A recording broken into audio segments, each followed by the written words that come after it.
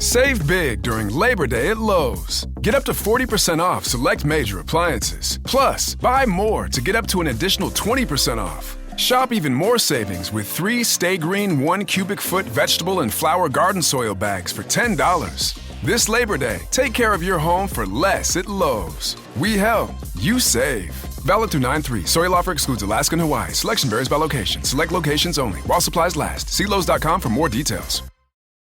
So I wanted, before we get started, to let everyone know that I have a new podcast out, and it's called Meditations. If you like the Meditations segment of this current podcast, you'll like the Meditations podcast. It's nothing but 20 minutes of meditative sounds. And now, on with the podcast.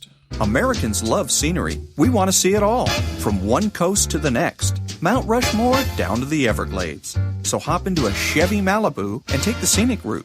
It's the car you knew America could build. There's a place where people count on friendships they can trace back generations, where they can count on the same stool at the coffee shop waiting for them every morning. This place is called Glen Ellen, and you can find it in every bottle of Glen Ellen wine. This is craft brewed Herman Joseph's, the smoothest, easiest drinking specialty beer in the entire solar system. And I believe you'll find drinkable in the dictionary right after don't order a beer you can't drink. Zoingo! Boingo! The freestyle pogo with more boing, more bounce. Bounce further, bounce higher with Zoingo Boingo. To see what makes Arrowhead Mountain Spring water different from those other waters, you have to go back to the source. And with Arrowhead, that means going back a little farther and longer than most. Between security challenged and security strengthened, there's one important word: how. And it is the how that makes all the difference to our nation and our world. Lockheed Martin. We never forget who we're working for. What makes Kraft Singles so good? 2 out of every 3 kids don't get the recommended amount of calcium. But with Kraft Singles, they get a good source of calcium and the taste they love. Kraft Singles. Magic every single time. Throw boring overboard with a new real meal from Long John Silver's. A meal worthy of a plate.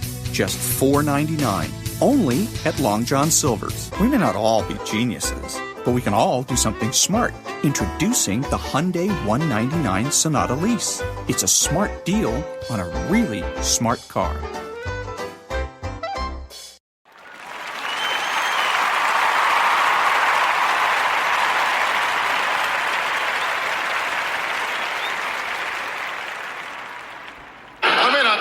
Isn't too smart, you know. I told her our kid is spoiled. She told me a lot of kids smell that way, you know. Are you kidding? My wife is dumb. I'll tell you how dumb she is. It takes her an hour and a half to watch 60 Minutes, okay? She's dumb, I tell you. I mean, dumb. That's all right. She's dumb, all right? I mean, I don't lie to you. She's dumb. Well, she wouldn't buy Christmas seals. She said she wouldn't know what to feed him. And I tell you, I got a dumb dog, too, my dog. We call him Egypt. Every room he leaves a pyramid. And I tell you, he's lazy, too, my dog. He don't chase cars. He sits on the curb and takes down license plate numbers.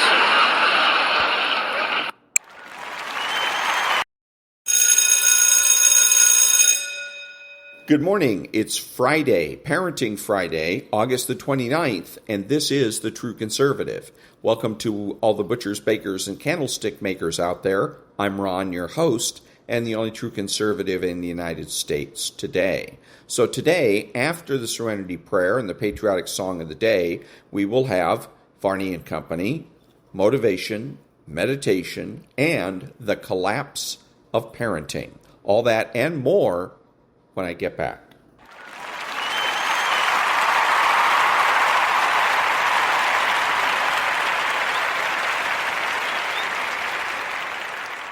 God, grant me the serenity to accept the things I should not change, the courage to change the things I should, and the wisdom to know the difference.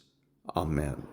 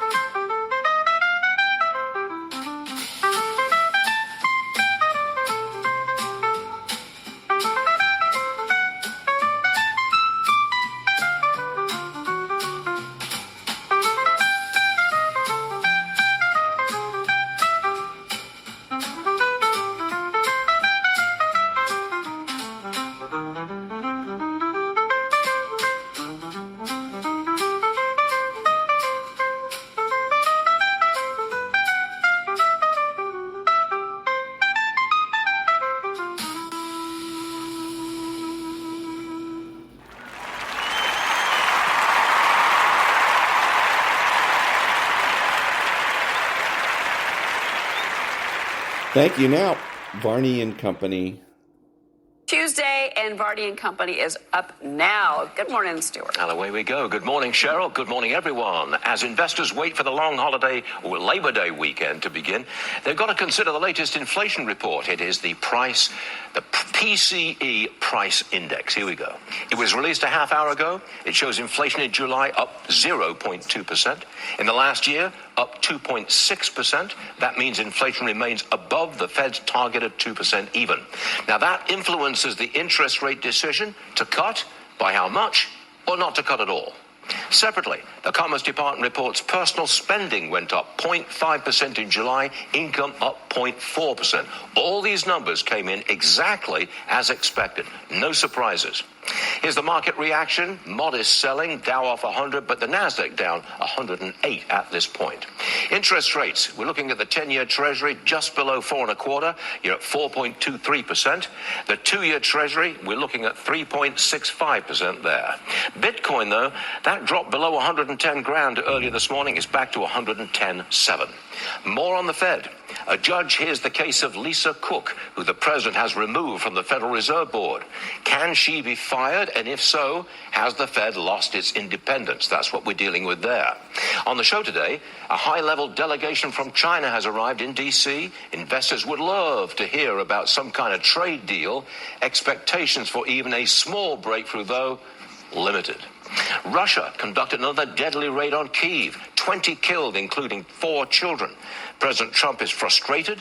Putin's gone back on some concessions that came out of the Alaska summit. Expectations for peace talk progress severely limited. Politics. The Democrats in dire straits. They are bitterly divided. James Carville issuing a broadside against the DNC's summer strategy session. He says they shouldn't be discussing woke issues. Get this through your head, he says. Your job is to win, expletive deleted, elections. And the boss is back. The Wall Street Journal says employers are again exercising their authority to ban politics from the workplace. The Journal's headline tells it all. The boss has had it with all the office activists. One last one. Enjoy the Labor Day weekend. Gas is the cheapest it's been in many years. $3.20 a gallon. But I have to tell you, in California, it's $4.59. It is Friday, August the 29th, 2025. Varney and Company is about to begin, and he gets all of that wrong, and nonprofit news now. Back in a minute.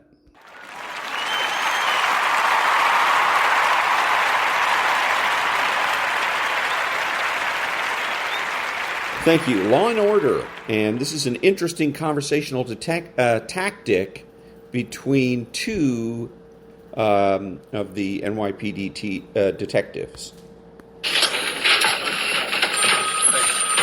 Anything poppin', Walker? You believe in miracles? Yeah, pray for him. Yeah, pray some cop finds him in an alley and can save the taxpayers the trouble of a trial.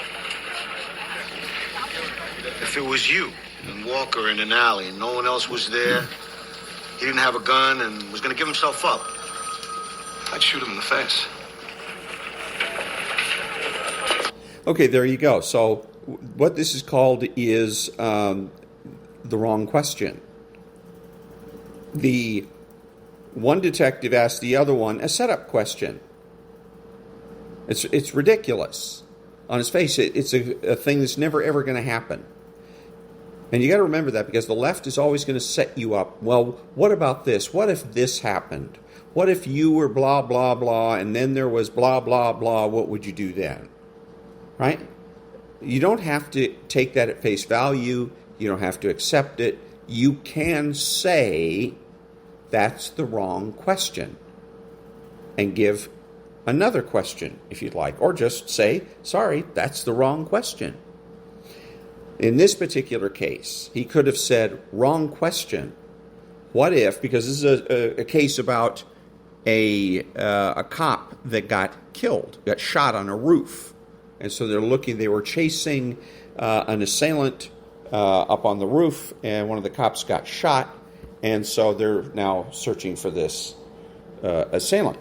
So, and that's what he meant by, if it's you and this guy in an alley somewhere. That's easy. You can just say, wrong question. The right question is, what if it's me and him in the alley? I'm off duty, I don't have my weapon, and he has a gun. Are you going to go to my funeral? See? Well, you don't have to answer trick questions. Back in a minute.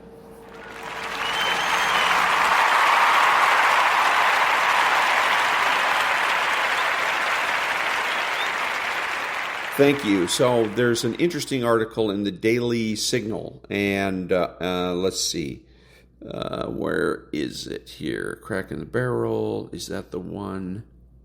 Or maybe, no, I'm sorry. It's from Real Clear Politics, and it's actually a link to the Free Press. And it's about some news reporters criticizing news reporting, the state of news reporting. And I like that news reporters that are actually taking a look at their own profession. They're taking a look in the mirror instead of trying to blame everybody else. The first paragraph reads, last week the Free Press ran an investigation into a dozen viral photos published by major international media outlets aimed at depicting starvation in Gaza. All 12 pictures featured distressed Gazans, mostly children. All were skin and bones. All suffered from pre-existing conditions like cerebral palsy. Crucially, that last piece of information was absent from the captions or news stories they accompanied. In leaving out that context, the outlets presented an incomplete story rather than typifying the situation in Gaza right now. These are exceptional cases. Thank you. So now the last three paragraphs of the article. For the Gaza information warriors, it's not enough to acknowledge that there's hunger in Gaza. No, it must be premeditated genocide. Introducing facts into the discourse that complicate that judgment is condemned as genocide denial. Whatever one wants to call this kind of discourse is certainly not the work of journalists, or as I say properly, news reporters. Ball gives the game away in her segment on breaking points. She asks at one point, after quoting our piece, is that supposed to be a propaganda win for Israel? No, it's just reporting the context that the mainstream and the serially online YouTubers leave out, lest their narratives disintegrate and their audience evaporate along with them. In other words, it is journalism, or more accurately, it is reporting. And so I like the fact that, first of all, that the news people are getting some of their own. Usually news people that are going to be harsh and talking about genocide and racism and all that stuff are usually going to save their remarks for people like President Donald Trump. And so it's refreshing to see a news reporter get the kind of treatment that other people are subjected to. One of the things I think that's going to be absolutely excellent for, besides nonprofit news, because all of this they can justify by simply saying, hey, this is a profit environment, we're here to make a profit, and so we'll do whatever we want in order to make that profit. A lot of these places aren't doing a very good job of it, but that's their excuse anyways. In a nonprofit environment, all you've got is your integrity and your credibility, and so you can't dare take the kind of risks that a lot of news organizations are taking. They have to be much, much more circumspect about what it is that they report and how they report it. So I'm, again, hoping that this kind of reporting is going to wake up some of the news people, because we need accurate news. And right now there's no one place to go like there used to be, where you could simply turn on the news. It could be NBS, ABS, CBS, and you could watch the news and be confident that you're getting accurate and reliable information. And now it is just political propaganda. And so you have to look around to one source here, one source there, a little bit of social media, a little bit of CBS, NBS, ABS, a little bit of something else. So you got to look in various places to get a more accurate picture of what it is that's really going on. And so I'm glad that the Free Press wrote this article, and I'm glad that they wrote the article before that they got criticized about. And I'm hoping that this is the sign of a return of sanity to the news business. Back in a minute.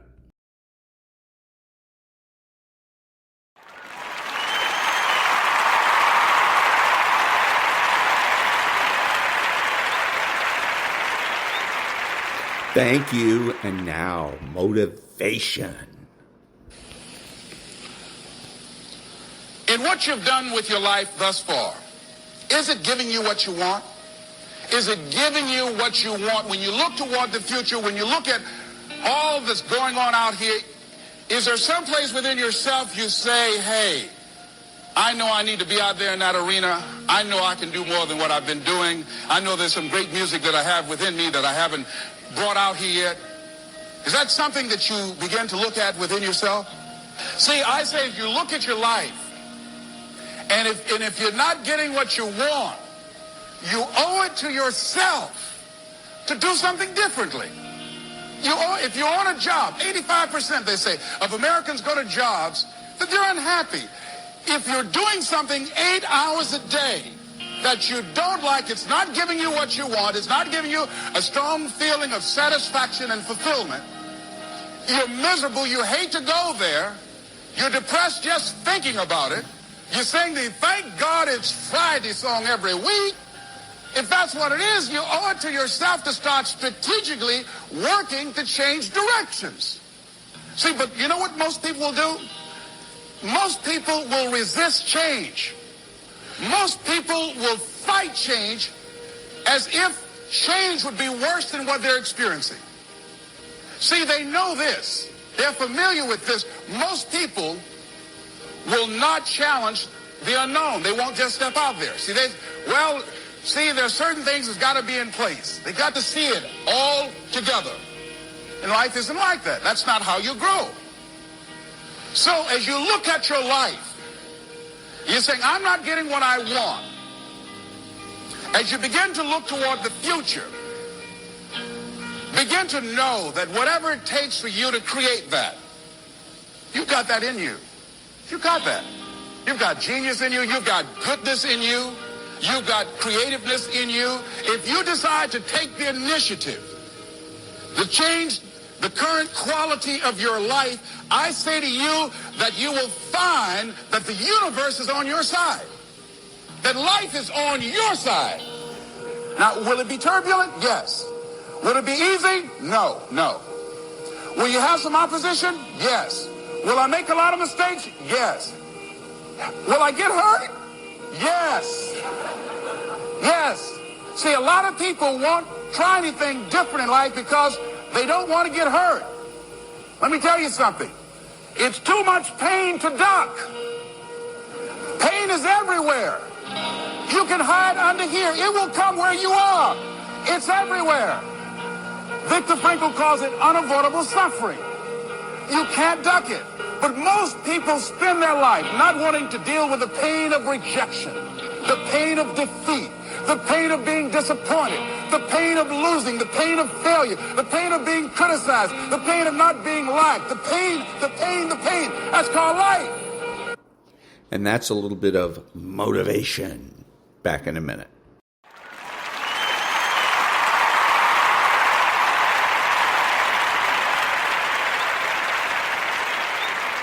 Thank you. Now, a little meditation. Welcome to this Reiki Principles meditation for inner peace. Find a comfortable position.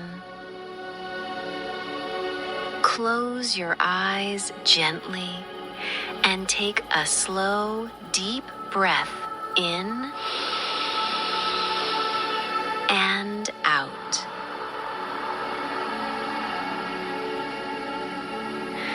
With each breath, imagine yourself surrounded by a soft, healing light. This is the universal Reiki energy, flowing through you, bringing balance, calm, and harmony.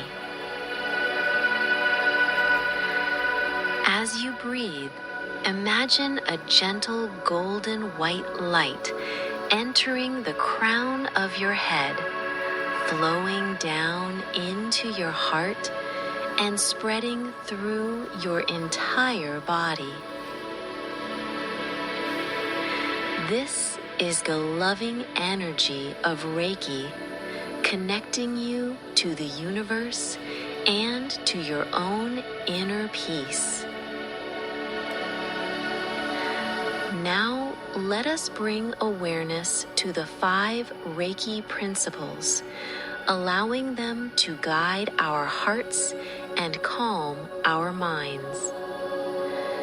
Just for today, I will be kind to others.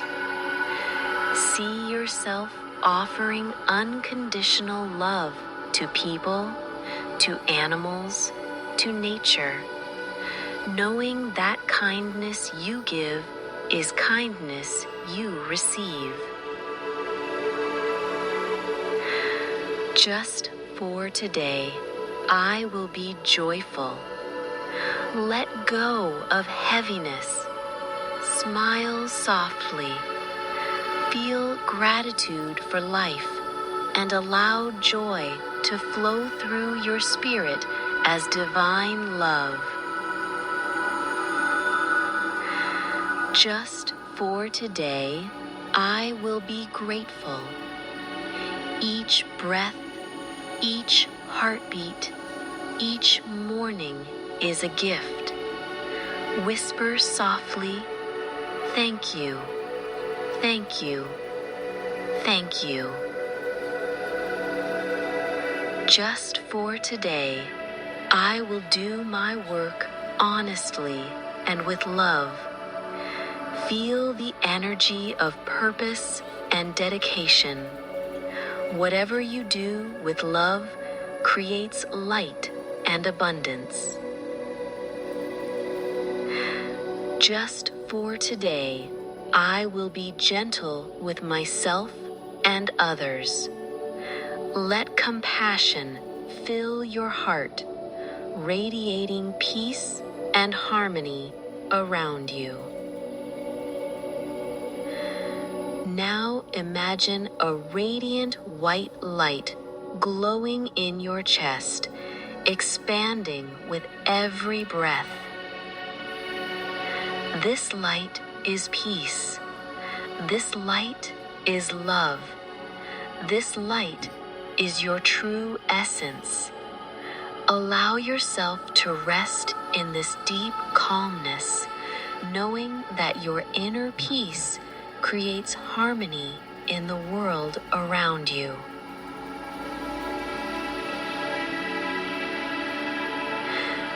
Take one more deep, peaceful breath in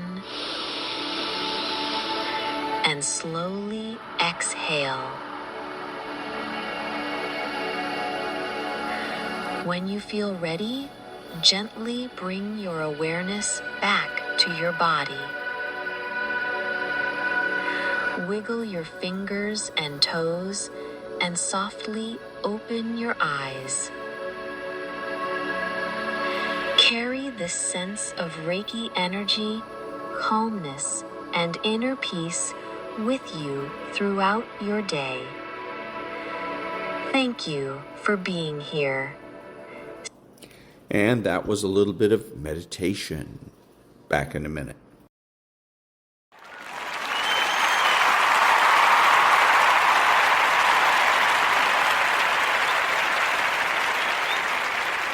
Thank you. Now, Giorgia Meloni talking about immigration.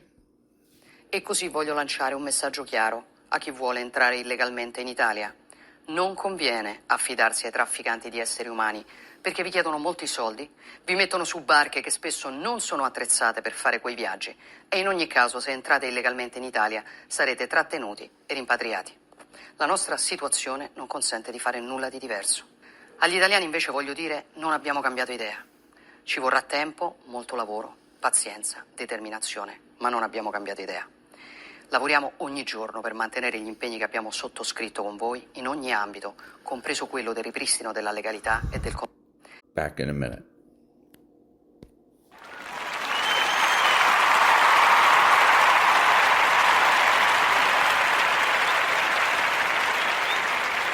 Thank you. Now, Michael Knowles.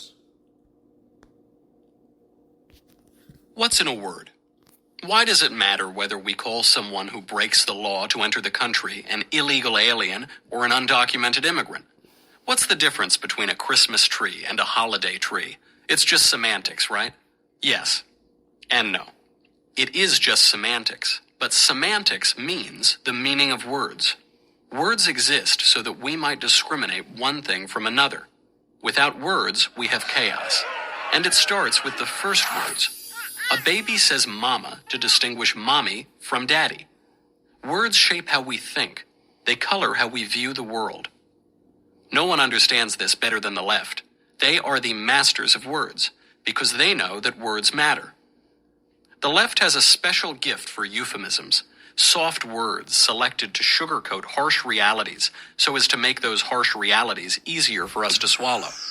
But these soft words are insidious. Their sole purpose is to deceive. Race discrimination in hiring and college admissions is refashioned as the much nicer sounding affirmative action. Who would ever oppose an affirmative action? Global warming, which can be measured and challenged, has morphed into climate change, which means essentially nothing because the climate is always changing. When Barack Obama became president, George Bush's war in Afghanistan suddenly transformed into the far less ominous and threatening Overseas Contingency Operation. That's one way to try to end a war, just rename it. The examples are endless. There's a new euphemism every week. In the make-believe world of leftist language, young criminals have become justice-involved youth. Mandates and taxes are individual shared responsibility payments. Government spending becomes an investment. Wanting to keep more of your hard-earned money becomes greed. Taking more of someone else's money is them paying their fair share. Opposing a Democrat in the White House is obstruction. Opposing a Republican in the White House, resistance. In the name of diversity, the left enforces intellectual conformity. It censors opposing views in the name of tolerance, and it labels all non-left views hate speech. Consider the ongoing battle over pronouns, whether to call a man who thinks he's a woman he or she. Very few people in the country suffer from gender confusion, and we should have compassion for those who do. But the left has invested countless funds, time, and energy to make everyone refer to some men as she and some women as he. Why? Is it because the left is so compassionate? Or is it more likely because so much of the left's cultural agenda is about blurring, even denying, the natural distinctions between men and women? Sometimes it's just an adjective that can change or even negate the entire meaning of the word it describes. Take social justice. Justice means getting what you deserve without favor.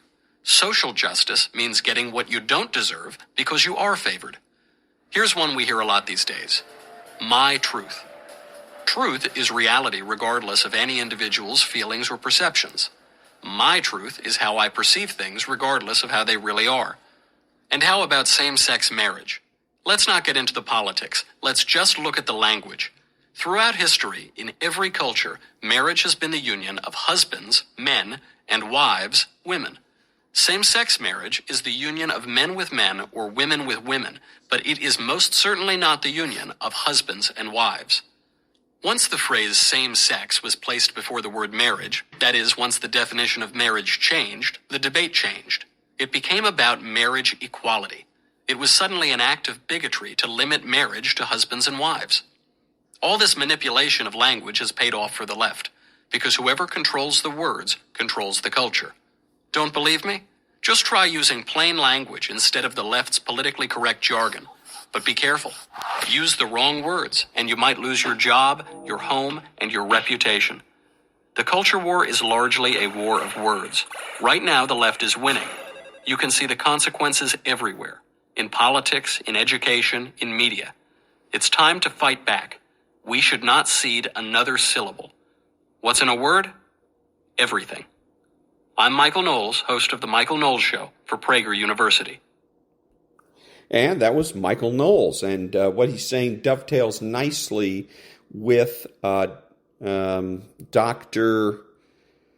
guy that does the books I do on moral politics, Dr. Lakoff. Because Dr. Lakoff is the guy that told the left, hey, you need to reframe the arguments. And so that's what they have been slowly but surely doing. Now, they can reframe all they want. They can't force anybody to go along with the program. They can call an immigrant a migrant all they want. It's not until I or you or Sean Hannity, for instance, starts using it that it becomes an issue.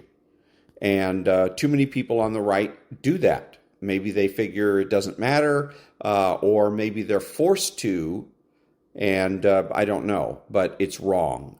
And I've said this before, we can win arguments about illegal immigration. We can't win arguments about migrants. We can win arguments about trespassers and squatters. We can't win any arguments about the homeless. Back in a minute.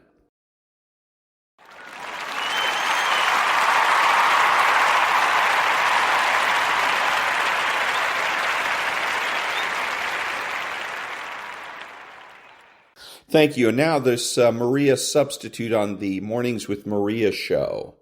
And then a comment. Now they're considering their own large gathering ahead of the 2026 midterms. They're talking about actually having a DNC convention ahead of the midterms. The Republicans are talking about it. President Trump said he was thinking about it. But a DNC spokesperson did say this. I want to read you this. Americans everywhere are fired up and ready to fight back against Trump's reckless policies, including his budget betrayal that cuts health care and food assistance for millions of people.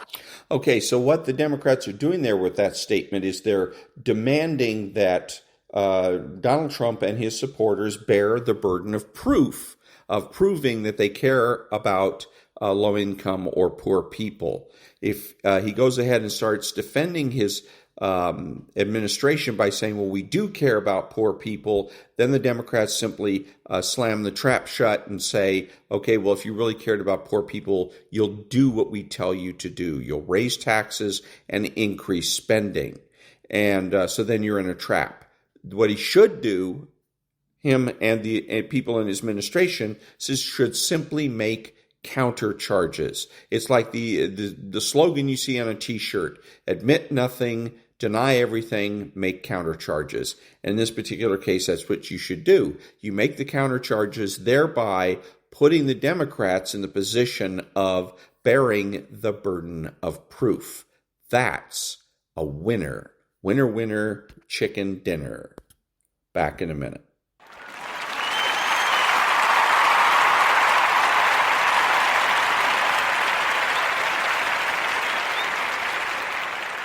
Thank you. And now, the collapse of parenting.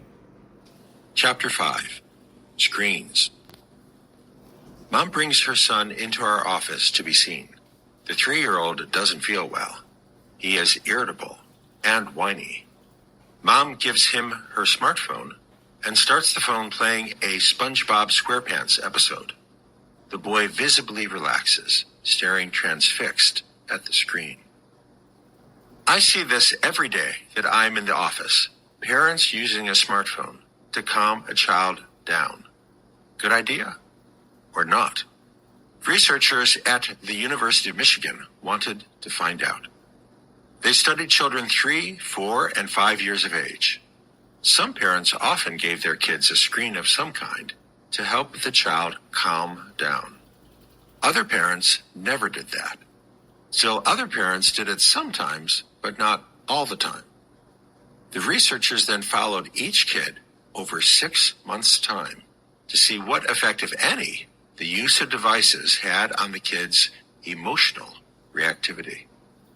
The results: the more often parents gave the child a smartphone to calm them down, the more the child was subsequently likely, 3 or 6 months later, to be irritable and emotionally hyper-reactive. The authors of the study concluded that when kids are stressed and parents put a screen in front of them, kids are not learning how to deal with stress. They're just distracted by the screen. In another recent study, researchers found that the more screen time a child experienced at 1 year of age, the more likely that child was to be developmentally delayed at 2 and 4 years of age. Dr. Beth Long, founder of Works of Wonder Therapy, shared with me her experience working with young children. She told me that she routinely advises parents of challenging kids to remove all screens for a period of 3 weeks. The parents who took handheld electronics away from their children always report a significant decrease in problem behaviors, reduction in tantrums, decrease in physical and verbal aggression, increase in emotional regulation, decrease in sleeping problems, increase in ability to engage with others, increase in contentment, etc. Sadly, less than half of the parents follow our advice. The other parents completely ignore us or lie to us. The only reason we know that parents have followed through on our treatment recommendation is the drastic change observed in their child's behavior. We have never had a family that followed through on the 3-week removal of handheld electronics say they regret the process or express an increase in problem behaviors. I asked her, how do you know when a parent is lying to you? If a parent says they took the phone away, but they didn't, how would you know? Dr. Long answered that when the parents have taken the phone away, the child almost always addresses me and complains that I made the parents take electronics away. However, the child is usually able to tell me what he or she is doing with the extra time. I often ask the parents to play old-fashioned games with their children when they remove devices, and so the families usually tell me all the games they have been playing, the books they are reading, etc. The parents may be lying, but children are extremely honest.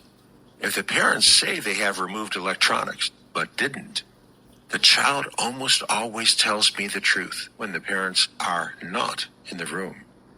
The child often explains that one parent still gives permission to play, or that the parents want to look good in front of me. Some children even do this when their parents are still in the room.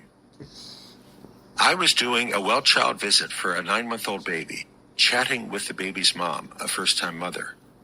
I don't know how you guys did it before smartphones, she said. Did what? I asked. Well, like change a diaper, she said. You need a smartphone to change your baby's diaper? I asked. Absolutely, she said. Liam loves Teenage Mutant Ninja Turtles, the TV show, not the movies. We haven't watched the movies yet. When it's time to change the diaper, I just put an episode on the phone and it totally relaxes him. I paused, not sure how to respond. I was tempted to point out that Teenage Mutant Ninja Turtles is really violent. Characters are stabbed, maimed, and killed. Violence is normalized. But I didn't say any of that. Changing a diaper is a stress for any baby, I said. It's a mild stress, but it's still a stress. So it's a great opportunity to bond with your child. You can make funny faces, use weird voices, jiggle your head in a silly way. And all that communicates to your baby, I'm here for you. We can get through this, you and me. But when you put a screen in front of your child, what message are you sending? You're sending the message, when you feel stressed, look at a screen. You don't want to send that message. Mom's eyes widened. At first, I thought she was going to be angry, but she wasn't. But all the other moms do it too, she said finally. Don't be all the other moms, I said. I can tell you that all those other moms, by the time their kids are 4 years old, their kids just want to look at screens. Be different. Connect with your kid. Help your kid to connect to you instead of to a screen. We have already discussed how a long childhood and adolescence is a defining feature of our species.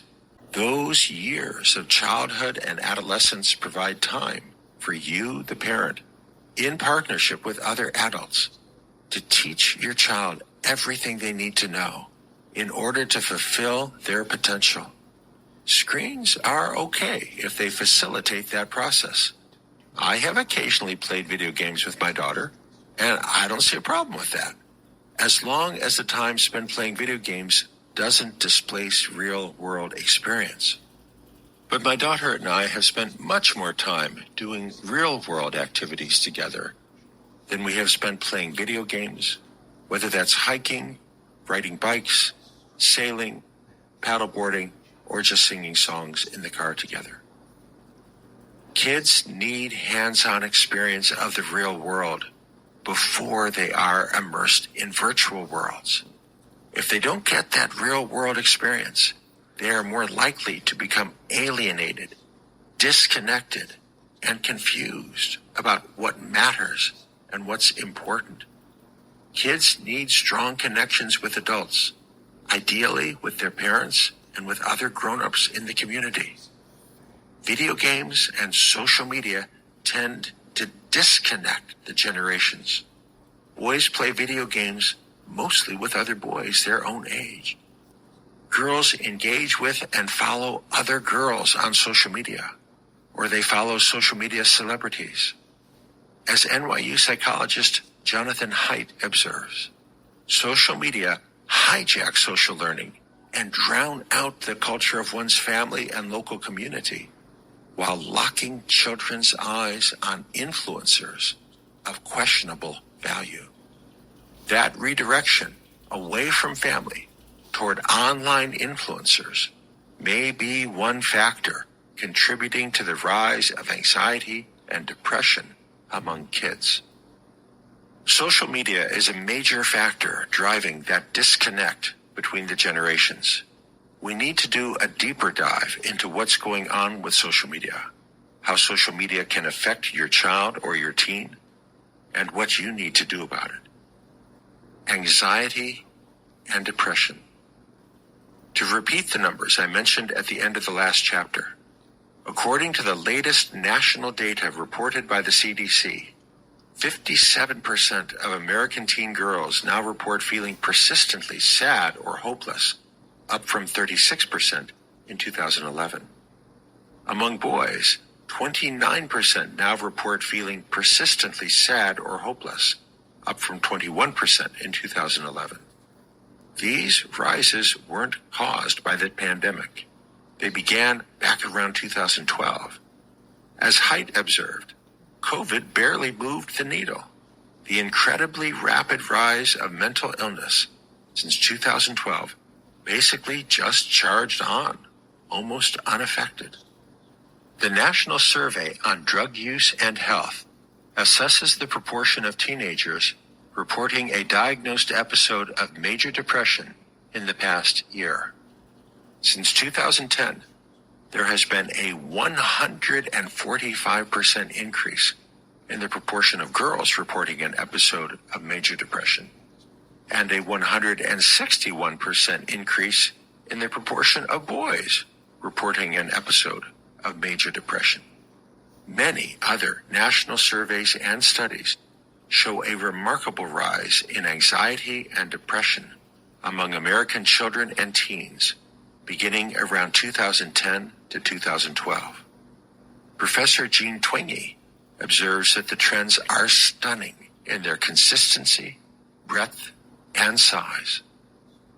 The Surgeon General of the United States issued a special advisory in 2023 in which he warned that social media pose a profound risk of harm to the mental health and well-being of children and adolescents. There has been a tremendous rise in the amount of time that kids are spending on social media. In 2012, 48% of American teens reported using social media less than once a day or not at all. 34% of teens in 2012 reported accessing social media more than once a day. By 2018, 70% of American teens reported accessing social media more than once a day. 5 years later, in 2023, more than half of teens reported spending more than 4 hours a day on social media. Those hours often come at the expense of sleep. The Surgeon General's advisory found a consistent relationship between social media use and poor sleep quality, reduced sleep duration, sleep difficulties, and depression among youth. We now have multiple lines of evidence that the increased use of social media is a major factor driving the rise in anxiety and depression among American kids. The first line of evidence comes from cross-sectional studies and longitudinal cohort studies, showing that as social media use by adolescents increases, there is an increased risk of anxiety, depression, diminished well-being, and other adverse mental health outcomes. Girls who are heavy users of social media are 3 times as likely to become depressed compared with girls who aren't on social media. Boys who are heavy users of social media are twice as likely. A subset of these studies explores the mechanisms whereby social media drive adverse mental health outcomes. These studies find that social comparison is one key factor whereby social media exerts toxic effects. Recall Sunia Luthar's research discussed in Chapter 3. She found that social comparison was the mechanism whereby high-achieving schools increased the risk of anxiety and depression in students. Children and teens look at other children and teens posting on social media. Wow, she's having so much fun. And from there, it's easy for your kid to conclude, I'm just sitting here not doing anything. My life sucks. A review of 42 studies found strong evidence linking social media use to poor sleep quality and to anxiety and depression. A second line of evidence is experimental. When experimenters randomly assign students either to unrestricted use of social media or to restricted use or no use of social media, the students randomly assigned to less use of social media experience significant improvements in measures of mental health. The same result has been replicated in real-world situations. For example, where one group of employees lost access to social media, but another group of employees at the same company did not lose access. The employees who lost access experienced significant improvement in measures of happiness and well-being. Another real-world experiment of nature, cited in the Surgeon General's advisory, was a study of Facebook's rollout on college campuses in the 2000s. Facebook was introduced on some college campuses earlier than on other campuses. Researchers found that soon after Facebook arrived on particular campuses, student mental health declined. But that decline did not occur at the campuses of comparable colleges where Facebook was not introduced. These researchers also presented evidence that the mechanism whereby Facebook drove the decline in mental health was the social comparison mechanism described. Social media promises to offer connection and community, but it doesn't deliver. It can't. Expecting that you can fulfill your need for connection with other human beings by browsing social media is like expecting that you can satisfy your hunger by looking at an illustrated menu and drooling over the pictures.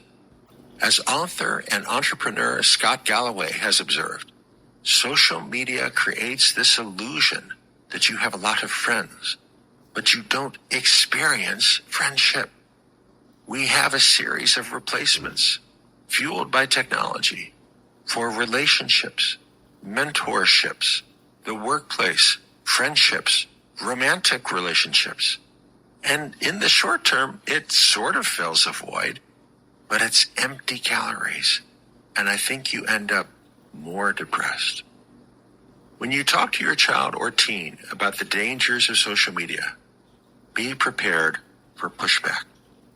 You may discover that your teen is remarkably knowledgeable about the limited ability of scientific studies of correlation to prove causality. Your teen may point out, quite rightly, that the claim that social media use causes an increased risk of anxiety and depression has not yet been proven beyond a reasonable doubt. At this moment, some critics insist that the connection between social media use and adverse psychiatric outcomes may be merely an association, not causally driven, or that the link between social media use and bad outcomes, if present, is so small as to be insignificant, or at least is not increasing over time. They note that many teens who use social media are not anxious or depressed, and some kids who are anxious and depressed are not on social media. My own assessment is that the debate over whether social media is driving the rise in anxiety and depression is missing something important. On the one hand, researchers such as Jonathan Haidt and Jean Twenge have argued that social media per se are driving the rise in anxiety and depression. Other researchers, such as Andrew Przybylski at Oxford and Candace Odgers at the University of California, Irvine, have pushed back, arguing that correlation does not equal causation. Odgers has accused Haidt of making up stories by looking at trend lines. Professor Amy Orban at Cambridge asserts that concerns about smartphones are overblown.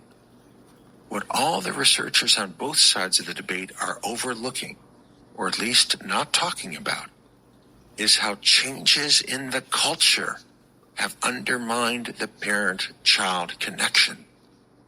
The smartphones and social media outlets spread that toxic culture and exacerbate the breaking of bonds across generations.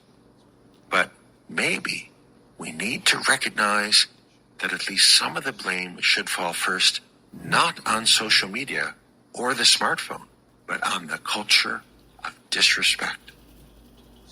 The culture kids experience has become much more toxic just in the past decade, over the same span of years in which we have seen an alarming rise in anxiety and depression. 15 years ago, when I was writing my book, Girls on the Edge, the girls I interviewed told me about wanting to be, or at least seem to be, effortlessly perfect. That world is gone. The girls I hear from today don't want to seem perfect, or even normal. Perfection, the lack of major problems, or even simply being normal, is now equivalent to being a basic white bitch, which means you are boring and lame. Instead, higher status is accorded to those who have overcome some obstacle or societal prejudice. Lesbian, gay, bisexual, trans, LGBT, all good. BIPOC is better. BIPOC refers to people who are black or indigenous or people of color. Anxious or depressed or bipolar isn't as good as LGBT or BIPOC, but at least it isn't basic white bitch.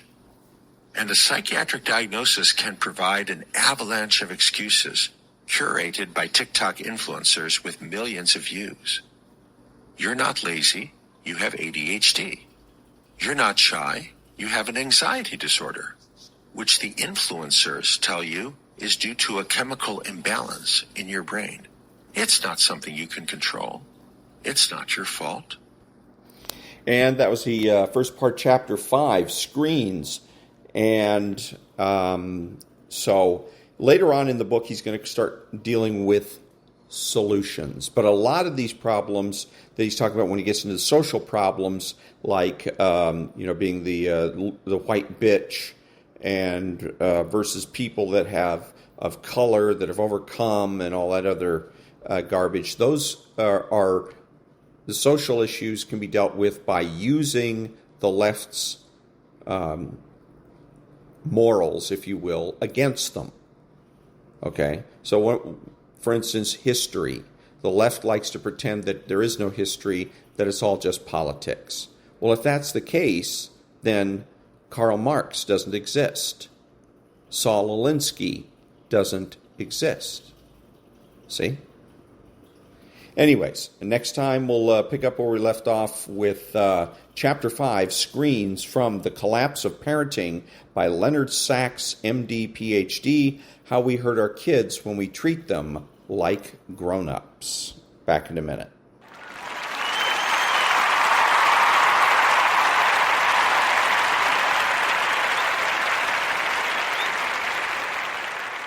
Thank you. This is Ron, your host and the only true conservative in the United States today, bidding adios to all the butchers, bakers, and candlestick makers out there and reminding you that atheism doesn't exist.